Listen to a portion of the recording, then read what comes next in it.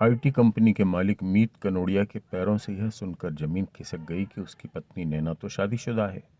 जी हाँ, ये कहानी है इंदौर की। गुरुग्राम निवासी नैना ने अविवाहित बताकर शादी की थी और 5 साल से मीत के साथ रह रही थी। मीत के पास यह phone call voice over internet protocol यानी VoIP से आया था, जिसमें विदेशी नंबर डिस्प्ले होते हैं। कॉलर की बात सुनने के बाद मीत नैना के बारे में सोच रहा था कि उसको इस बार टेलीग्राम ऐप पर PDF फाइल मिली जो नैना और उसके पहले पति अक्षय अग्रवाल के बीच हुए तलाक से संबंधित थी। बात सुनने में जरूर अजीब लगी होगी, लेकिन सोलाना सच है। इस मामले में शनिवार को भौरकुआ थाने में FIR भी दर्ज हो चुकी है। मीत के पिता मधुसूदन कनोडिया परिवहन अधिकारी रहे हैं। नैना मूलतः sector 49 Rosewood City block C Gurugram Haryana की है। उसने 15 दिसंबर 2018 को मीत से MR10 स्थित बड़े रिसोर्ट में शादी की थी। रिश्ता मधुसूदन के दोस्त और पूर्व RTO मोहन सोनी तथा सुनील सक्सेना की मौजूदगी में तय हुआ था। नैना की तरफ से उसका भाई अमन सिंघल, भाभी मनन, माँ सुनीता सिंघल घर आई थी।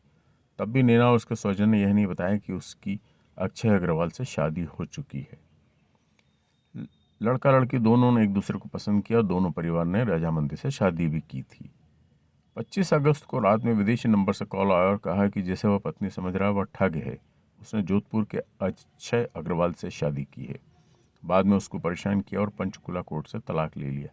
जिस व्यक्ति ने कॉल लगाया उसने इंस्टाग्राम पर तलाक के समस्त दस्तावेज भी भेज दिए। मीत ने थाने में शिकायत की तो पुलिस ने शनिवार रात नैना पर धारा 420, 417, 177 और 495 के तहत केस दर्ज किया।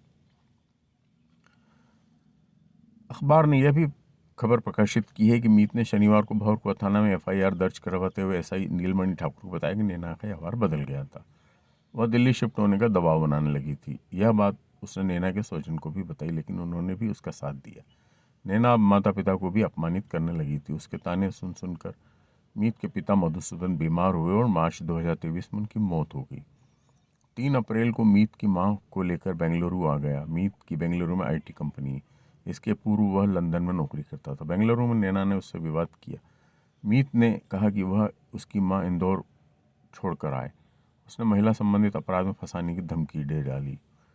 14 जून को नैना उसकी मां सुनीता के साथ गुरुग्राम चली गई।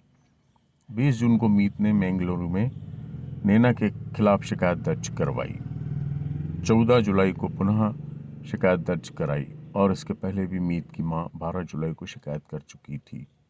23 अगस्त को नैना घर आई और शादी की समस्त ज्वेलरी लेकर चली गई, कार और लॉकर की चाबियां भी।